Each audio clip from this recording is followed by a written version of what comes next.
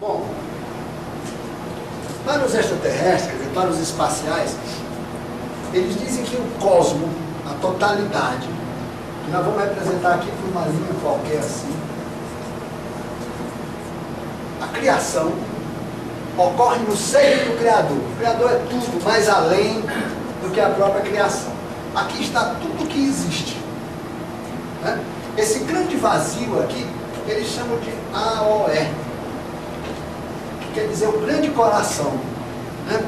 A ciência não consegue ter esses conceitos, porque a ciência parte da ideia de que o universo, e os ET já botam no plural, os universos, o cosmos, teria nascido da explosão de algo altamente concentrado, que vai criando espaço e vai organizando tudo até chegar na gente. Né? Essa é uma das teorias mais criticadas que já existiu na ciência.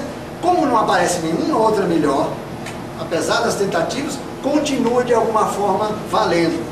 Os americanos agora acabaram de colocar no espaço um satélite para escutar o restinho do ruído da explosão inicial. Meu Deus do céu! Isso parece com aquela história de querer medir o arroto da barata, né, não sei aonde, é uma coisa assim, sabe? Não, o pior, veja quanto gasto nós temos por fazermos perguntas erradas. Porque, na verdade, não existiu essa explosão, não é assim que o cosmos organiza. Mas como a ciência tem uma perspectiva materialista, ela acha que o cosmos inteiro nasce materialmente da concentração. Né? Vocês conhecem a história de um físico falando para uma academia ao lado do filhozinho dele que não pôde ficar com a mãe, porque a mãe estava grávida, enjoada e tal, teve que ficar em casa. E o filho estava aborrecendo muito, o pai levou para a conferência que ele ia dar na universidade. Sentou ele do lado e ele começa a explicar sobre essa teoria da origem do universo. Ele era um como é que chama os estudiosos? Cosmólogo, né? Quando ele fala do ponto concentrado da explosão, o menininho vira para ele: pai, e antes disso? Você vê que uma criança é capaz de filosofar mais do que um adulto de mente científica. E antes disso, tipo assim, mas quem concentrou tudo isso? E onde estava esse ponto? E antes do ponto, concentrou o quê, se nada existia antes? Quer dizer, filosoficamente, a teoria já é um furo redondo, né? É uma coisa absurda, porque ela não responde a algumas questões muito básicas. Mas pelo fato do universo parecer em expansão contínua, alguém teve a brilhante ideia e falou: bom, isso tudo partiu de um ponto, explodiu. Por isso, na época em que a teoria foi lançada, e quando ela estava sendo exposta numa academia de ciência nos Estados Unidos, tinha um sujeito cortando papel, letrinha por letrinha de um jornal. Vocês conhecem essa história? Esse homem é muito importante na ciência, eu não me recordo o nome dele. Há muitos anos eu li essa história, em seleções seleções que eu li isso. E o sujeito cortando letrinha. E o cientista fazendo a conferência dele, ilustres colegas, estava aborrecido com aquele negócio lá. E o sujeito lá. Ele chegou na hora da conferência e mandou parar. Quem é que o senhor está aí, o senhor não está vendo minha conferência? O sujeito vai ter que me dar um voto, né? Era um dos votantes lá na comissão. O senhor fica aí cortando letrinha? Disse: não, eu vou fazer um teste aqui com a sua teoria. Como um teste? Eu estou juntando pilhas e pilhas de letrinha.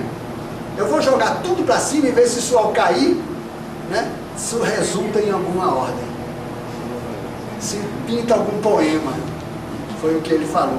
O que ele queria dizer? Como é que de uma explosão, que conceitualmente é justamente um fato de alta pressão, e portanto não há ordem, ela é o máximo do caos, epistemologicamente falando, como é que pode alguma coisa se ordenar a partir daí? Desordenada por natureza. Como é que, jogando um monte de letras assim, ele queria ver se caía as letrinhas, ver se encontrava algum poema, né, no meio daquilo lá? É uma crítica que o sujeito já estava falando, a absurdidade da teoria que ele estava ouvindo. Essa história é famosa. Nós somos um universo, somos. Como nós somos gerados? Uma ordem. Não é também uma explosão, uma ejaculação, não é uma explosão? Ah, mas não é. Não é. Os elementos que partem no processo, a ejaculação é apenas uma expulsão. Explosão é uma força de expressão, né? É lançado. Mas veja, a inocular qualquer coisa, isso não é explosão. Entenderam? A explosão, na intimidade de um ordenamento atômico molecular que realmente rompe estruturas. No caso da jugulação, não há rompimento de nada, absolutamente. É apenas uma bolsa que recebe uma contração violenta, expulsa o líquido que está carregado de navegadores, os espermatozoides. Não tem explosão. É uma expulsão com força para que ele possa chegar no seu destino. Mas não. Inclusive, todos os navegadores já orientados para um destino. Todo mundo já sabe o que quer, mas não tem muita consciência disso, né? E um só vai atingir o alvo, né? Um só vai atingir o alvo. Bom, a OE é um grande espaço. Nós não vamos falar aqui de teoria cosmogônica dos extraterrestres, não é o lugar. Mas dentro desse grande espaço indiferenciado, equipotencial, para usar uma palavra difícil assim, vocês sabem o que é equipotencial? Isto é, aqui no equipotencial quer dizer mesma potência, quer dizer, não há vibração. Na doutrina espírita nós vamos entender assim, é um espaço não vibrado, inerte. Né? Pois bem, dentro dessa grande estrutura, existe um negócio aqui, que é um conjunto fantástico de grandes bolhas, exatamente igual às bolinhas de sabão, quando uma criança brinca com aquele negocinho de fazer bolinha. Hã? Cada bolha dessa é um universo. Esse grande conjunto de bolhas que flutua em AOE, né, é chamado Kaon. Olha o nome. Kaon. Kaon. Isso aqui quer dizer cacho da videira celestial. Porque parece um cacho de uva, não é verdade?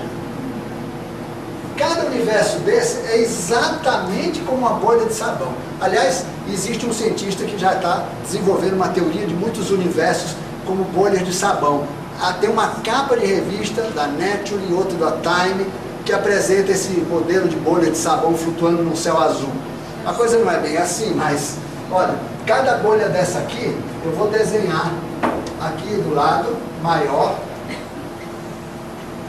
Vamos fazer um corte nela. Ela tem uma fase, um pedaço estreito e uma parte mais larga. Tipo um abacate, né? Quando a gente corta. Isso aqui é uma bolha de sabão cortada. Quando você vê uma bolha flutuando, se você pudesse examinar a tensão superficial da água como misturada com aquele sabão, vocês vão ver que a bolha é exatamente assim. A parte de baixo dela tem mais material. Ela é mais larga, as paredes dela aqui, do que em cima, que ela é muito delgada. Uma bolha tende a explodir aqui em cima e não aqui embaixo. Tem mais água aqui, mais umidade. O universo também é assim. Tem um lado mais largo e outro mais fininho. Isso aqui, nós vivemos entre as paredes da bolha. Nós estamos aqui no meio, nem em cima, nada. No universo nós vivemos entre a parede da bolha. E nesse trecho mais largo aqui, formando uma grande espécie de lente, é justamente onde se manifesta o dito universo material. Aqui estão as galáxias. Para cá elas vão se rareando, aí não tem mais galáxias físicas, apenas hiperfísicas. E aqui é o nódulo, é o centro gerador desse sistema inteiro. Tá? Cada bolha dessa tem um centro gerador, isto é, a divindade daquele universo. Esse nosso universo que nós estamos, essa divindade chama-se Mara Mayan. Mara Mayan. Mara Mayan, o que foi um dia? Gente, um casal. Porque as mensagens extraterrestres dizem que os universos são decorrentes de criaturas humanas. Ramna, semente. Semente de quê? Como uma árvore de maçã. Se você vê duas sementes de maçã conversando, você não acredita no papo delas.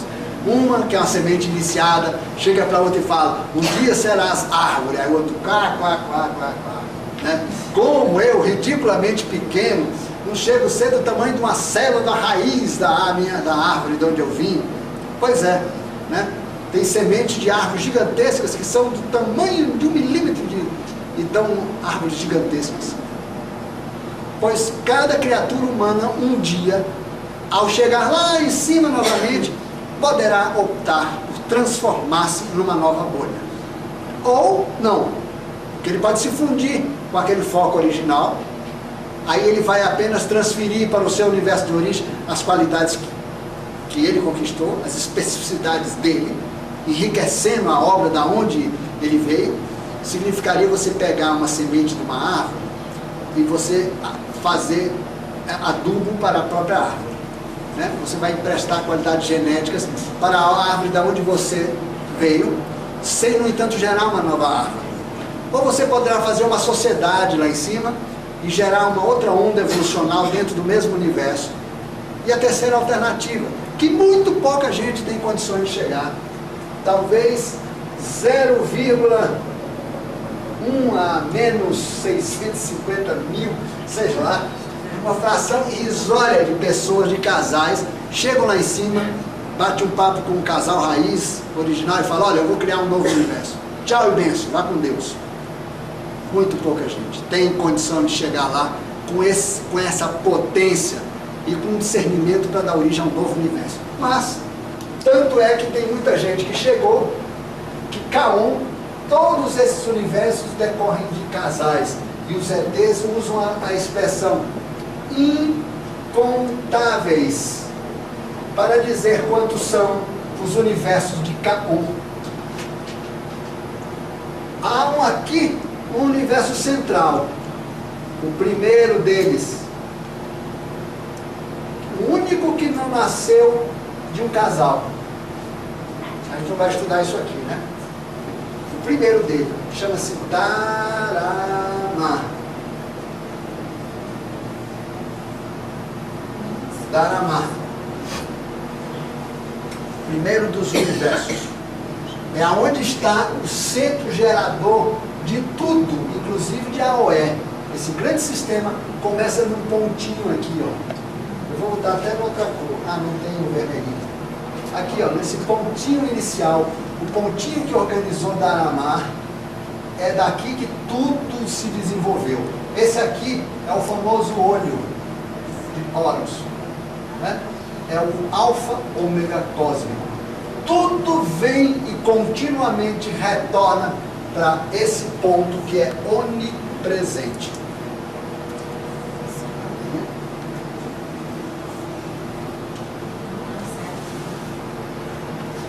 Tá? Vamos já localizar a casa deles.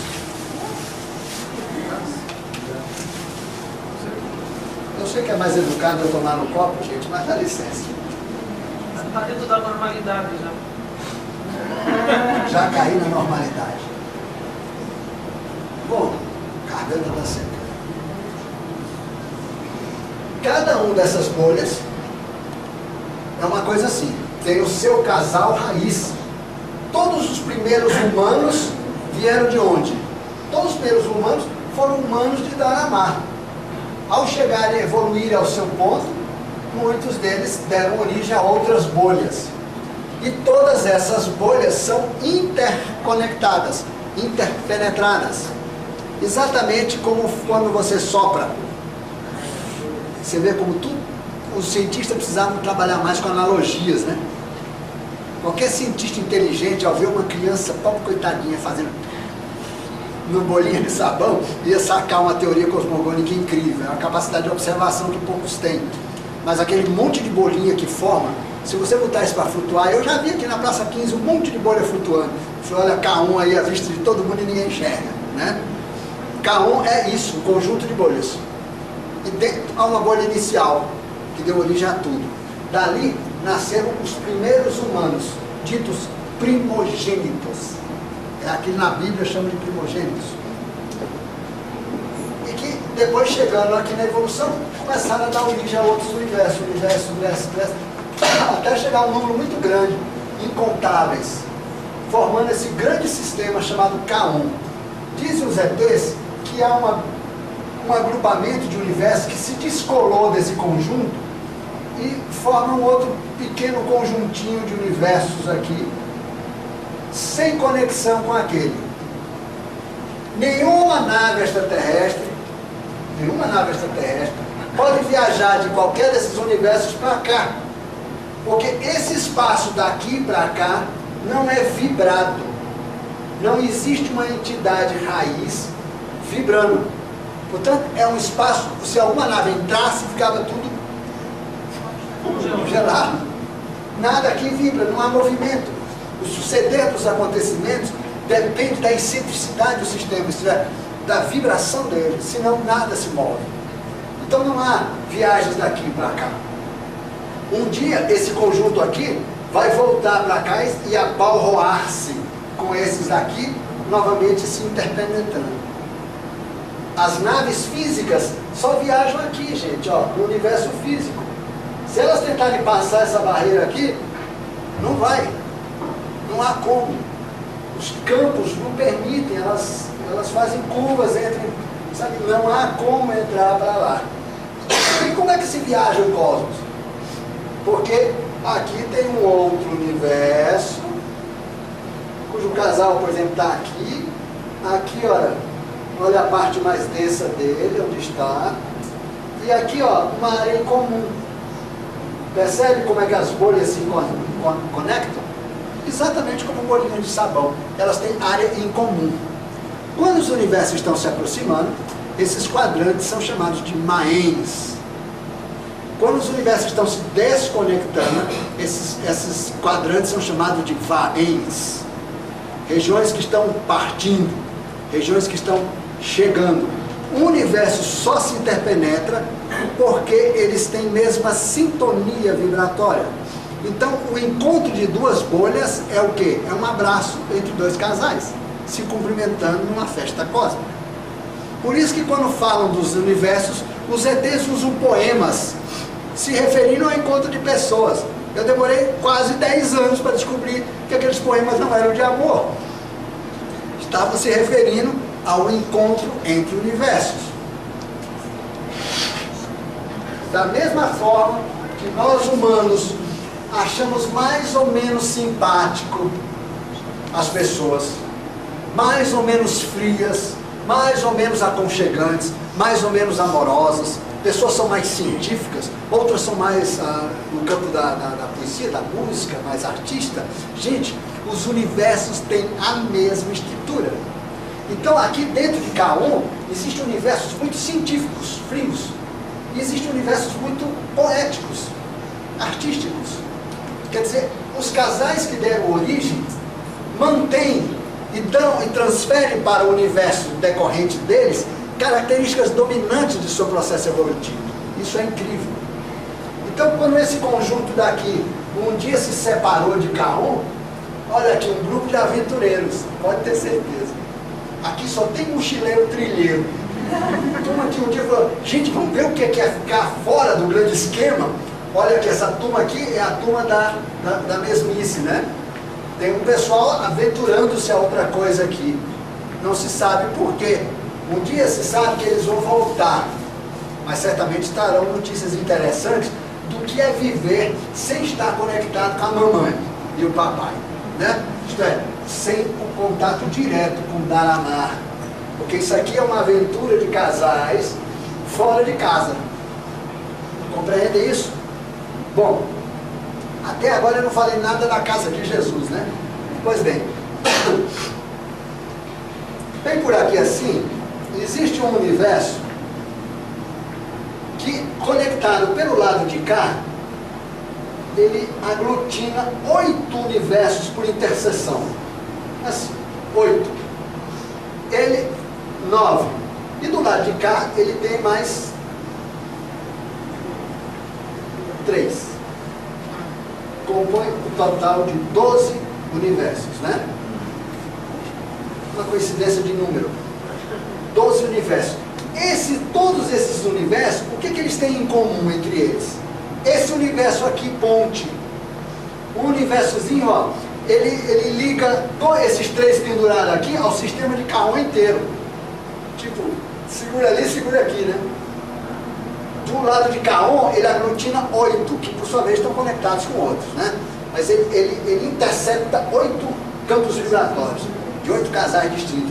Do lado de cá dele, ele conecta mais 3 universos. Esse universo aqui chama-se Mara Mayan. Já achamos onde é que nós estamos, né? Isso aqui é uma palestra chamada Nosso Endereço Cósmico, que a gente ensina toda essa estrutura de coisas. Esse outro universo aqui chama-se Admar tracinho Aron, ou Admaron, ou Admaron, se vocês quiserem simplificar. É Admaron. Esse A é bem comprido, Admaron. E esse outro aqui, aliás, perdão, é o da ponta. Mas tudo bem, eles são todos interconectados.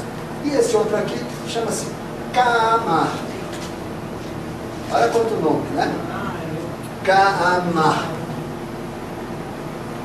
Então vocês podem entender esses nomes como nome de casais, né? Kaamar, Maramayan, Admaron e esse universo ponte que conecta esses 3 com esses 8 de cá que por sua vez estão conectados a outros, nos mantendo coesos com a grande ordem. Esse universo ponte chama-se Aon Ki, que quer dizer aquele que tem a chave do caminho, ou universo ponte. É justamente de uma galáxia, de um planeta, de uma estrela, de uma galáxia de Aon Ki, que esse Itzomaru Atila Su vem. Eu vou dar um nome para vocês que eu tenho escrito. Aon Ki, ponte. Ninguém vai ao Pai a não ser através de mim. Então é um que... Aon Ki, universo ponte. Agora vocês vão começar a compreender, nós vamos iniciar depois do intervalo, vocês entenderem, agora vocês vão começar a perceber o que é o Cristo e o que é Jesus, como são coisas completamente distintas, né? Seres completamente distintos. Veja de onde ele vem, eu vou dar o nome agora. Então, ele nasceu, ele se originou nesse universo, que está trabalhando em Maramayan, a 12ª etapa do seu programa evolutivo, para quê? Para ele chegar lá no pontinho central do universo original dele. Ele foi trabalhar no outro, vizinho, as sementes humanas, quer dizer, Ramnas, quando estão em processo de divinização, isto é, quando estão ascensionando os níveis muito elevados, não ficam mais prisioneiros do seu universo. Elas podem fazer tarefas iniciáticas aonde bem entenderem. Significa o quê? Numa árvore que é uma macieira, você pegar a semente da maçã e levar para o Paraguai, para a Bolívia, eu vou plantar isso lá no outro lugar.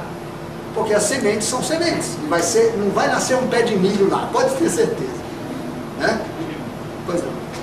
Por que Mitsa Amata e Madila Sur escolhiu o planeta Terra para ir trabalhar? Essa é a história da segunda etapa. Ah, ok. Como é que eles se meteram com esse abacaxi? É o que a gente vai contar. Mas antes eu quero falar com vocês os nomezinhos. Olá, gente. Vocês querem saber o nome da entidade, isto é, da linha existencial de Jesus? A linha existencial de um ser, o nome dela é o nome do próprio ser, confere? Independentemente das manifestações. Dá para entender isso? Então, aquela linha que eu fiz assim, comprida, cada um de nós tem uma linha dessa. Cada um de nós, portanto, temos um nome cósmico. Esses nomes, pelas mensagens que nós temos, eles são chamados aquele que não se pronuncia. Não se fala esse nome. Agora, evidentemente, povos e entidades denominam essas existências. Isso é outra coisa. O nome através do qual essas entidades são conhecidas é uma coisa. Outra coisa é o nome mesmo da pessoa, do ser. Tá? Esse é impronunciável. Portanto, o seu nome real, cosmicamente, o seu, ninguém pronuncia. E nós só vamos saber disso no futuro. Porque diz o seguinte no poema do Nabi Issa, do Issa. Quando você for capaz de pronunciar esse nome novamente, você se fundirá ao casal de onde você se originou. Então é um nome sagrado. Dizem os altos iniciados que algumas pessoas ficam sabendo disso já com antecedência, e que se pronunciar, a pessoa desaparece. Quer dizer, o que ocorre com o fenômeno? Ele se recolhe em Éden. Ele, por um período de tempo, ele se funde na sua existência, saindo do seu plano de manifestação. Por isso é um nome que não se pode pronunciar. Ele está ligado à sua origem, é o chamado a sua cor vibratória. Outros chamam de ao seu poema, outras entidades chamam isso o acorde da sua vida, né? O acorde musical da sua vida. Há muitas figuras que eles se utilizam para se referir a essa linha existencial. Pois bem, a de Jesus é conhecido por esses povos com o som im, liam, que quer dizer a imaculada onipresença, né? Então, esses amigos do espaço que trabalham conosco chamam a linha existencial desse ser de im, liam, quer dizer, aquela presença, aquela onipresença imaculada, perfeita, ungida, né? Vocês notam que na própria denominação que eles dão, eles emprestam um significado de perfeição, de pureza, de grandeza de espírito, de alma, e sobretudo de onipresença, né? Isto é, a presença dele é permanente e continuada. Como estamos aqui reunidos sob o nome dele, independentemente se tenhamos ou não feito essa oferenda, eu faço sempre internamente, a presença vibratória dele está aqui, porque ele é onipresente nesse sentido. Tá? Ele se pronuncia Imliam. Tá? Evolutivamente, como nós falamos, Jesus e a sua contraparte, como ele está naquele salto, a parte de baixo da parte de cima, ele é um neófito Oriane. Oriane quer dizer angélico, aqueles seres que deixam o mundo de baixo e vão saltar para o nível de cima, aonde só habitam anjos, ablaóis. Então todos os humanos que estão voltando ao convívio dos anjos, voltando ao convívio dos ablaóis, são chamados angélicos. A primeira etapa é chamada Oriane, né? Aqueles que vieram, que vêm das profundezas, né? Olha que interessante. Oriane quer dizer os que vieram da profundeza, os que saíram da escuridão para a luz. Isto é, aqueles que foram no quaternário da forma, foram até lá embaixo na matéria e voltaram. E por isso são chamados angélicos. Não confundir com anjos. Anjos são aqueles que ficam lá em cima só, não descem. Tá?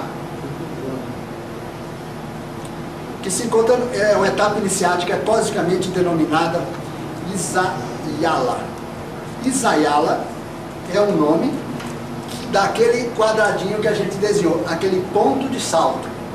A missão iniciática para saltar para o ternário superior chama-se Isayala.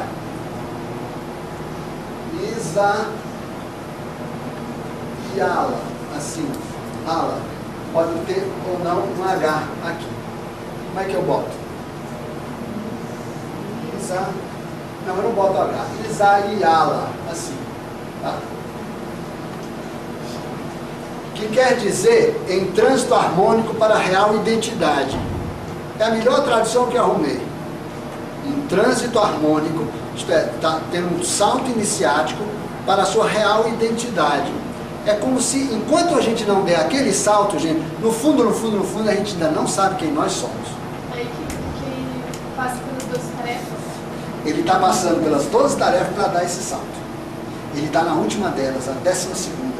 Né? Ele escolheu esse programa que nós chamamos de Terra como missão de mestrado, né? Tarefa de mestrado. Não sei quem é a banca examinadora, mas ele é acompanhado por um conjunto de anjos, quer dizer, de seres superiores, chamados Kyrians. Esses aqui são os anjos de Jesus, né? Kyrians, que quer dizer afetuosos.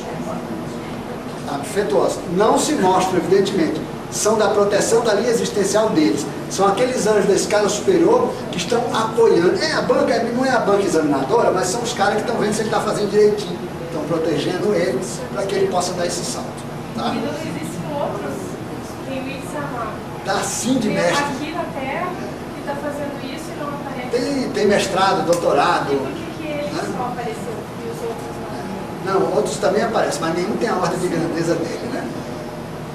Os mestres, por exemplo, Elo Moria, mestre Kuthumi, são todos mestres que estão em programas evolutivos muito elaborados já. Mestre Moria é ligadíssimo com Então, Jesus. no nível deles são pouquíssimos. No nível dele, aqui no projeto Terra, vinculado mais diretamente, só tem um acima dele. Depois a gente fala. Um que já deu o salto. Né? A Matsili, comandante Amatsili, é uma das manifestações dele. Arcanjo Miguel, ou Astacheran. E depois dele? Sim. Olha, são bilhões de seres, né, nesse processo. Veja, o programa terrestre tem um ser dirigente supremo, que é ele. Então todos nós vamos estamos assessorando para chegar onde ele está. Todos vamos. Fazer as tarefas. Também você um dia vai fazer suas 12 tarefas. Milhões, sei lá quanto tempo se demora. Mas todos nós passaremos pelas tarefas de Hércules, gente. E um dia chegaremos lá. Pode ser até com o decurso de prata. Então os anjos o agrupamento de anjos ligados diretamente a Jesus são os Quirians. Né? Sua remotíssima manifestação material, aqui é a informação que eu estou devendo para vocês. Aconteceu num planeta de nome, só tem 3 letrinhas, gente. Um planeta chamado Iva.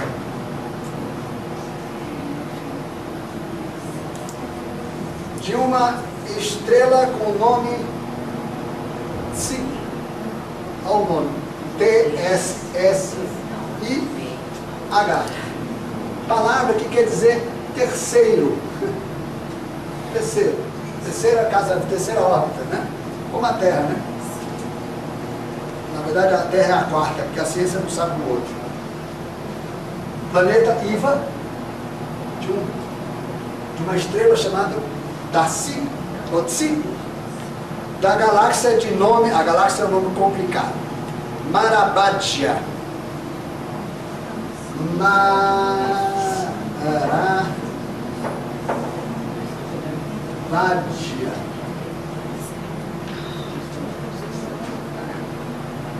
Do universo de Aonki, que você já sabe, universo ponte. Esse conjunto de universos aqui, que se interpenetram, esse conjunto tem o nome de Horai, que quer dizer abraço. Abraço. Então, veja, Aonki é o universo ponte de Horai, conjunto que tem 3 universos aqui, 8 do lado de cá, interligando-nos a Gaon, o grande sistema, o cacho da videira celestial. Aqui nesse universo de Aonki, na região material dele, existe uma galáxia chamada Marabadja. Sabe o que significa Marabadja numa tradução bem assim direta? Vocês não vão aguentar o nome, gente. Chama-se infernal. No sentido de turbulenta, né? Um inferno, no sentido de turbulento. Porque inferno vem do termo infraero, mundos subterrâneos. A conotação religiosa de inferno, com um capeta tocando fogo em todo mundo, isso não existe, gente. Isso é uma alegoria. Inferno vem de infraero, de mundos subterrâneos, né? E Marabadja aqui está no sentido de inferno, infernal, no sentido comum da expressão, isto é, um lugar de grandes turbulências, Pois é. Esse Marabadja onde é? Marabadja é uma galáxia dentro de, aqui dentro Ah, tá. Que tá de Aonki. Tá fazendo a interseção. Esse universo de Aonki junta todos esses aqui, né? Entre os quais o que nós estamos atualmente, Narayan. Então estamos no inferno, E esse então. Maramanhã intercepta o Marabadja. Não tem ligação. Não. A gente pode imaginar que Marabadja, por exemplo, esteja muito perto da nossa galáxia. Não está perto. Não está. Está do outro lado. Porque poderiam ser vizinhas, né? A maior parte da humanidade veio de uma galáxia que pertence a um universo vizinho, né? Só que as galáxias são próximas, embora sejam universos distintos. Por causa desse fenômeno, gente. Olha que coisa aqui interessante, ó. Aqui tem 2 galáxias, ó. As 2 são vizinhas, não são? Só que essa daqui, por exemplo, pertence a esse universo. E essa daqui pertence a esse. Você vê, são universos distintos, mas elas estão próximas. porque compartilham o mesmo espaço. Você sabe disso, né? Que uma está entrando na outra, parece, né? Existem galáxias que abarroam-se justamente por causa do fenômeno de interseção dos universos. E o que é mais incrível, os cientistas estão percebendo que a galáxia está atravessando a outra sem causar perturbação. Ela vai vazar do outro lado, uma vai para um lado, outra vai para o outro. Isso desarranja todas as teorias sobre a origem galáctica que a ciência já construiu. Para eles seria um caos, eles estavam esperando uma grande desordem estelar. Não está acontecendo nada, gente. As galáxias estão se interpenetrando, assim. Vão atravessar e vai sair cada uma de um lado sem problema. Porque, como elas provavelmente são de universos distintos, pequenas diferenças de padrão vibratório faz com que elas não interceptem uma a outra. Elas vão atravessar uma a outra, sem problema. Tá? Bom, é um nível de geografia difícil da gente apreender, né? A gente faz uma certa confusão. Mas veja aqui, Piva é um planeta onde Jesus tomou o corpo material pela primeira vez. Ali ele viveu, viu sua contraparte espiritual se separar, ali ele batalhou como qualquer um de nós. Um dia a civilização dele também deve ter se destruída, quase todas as civilizações passam por vexames terríveis, até aprender, né?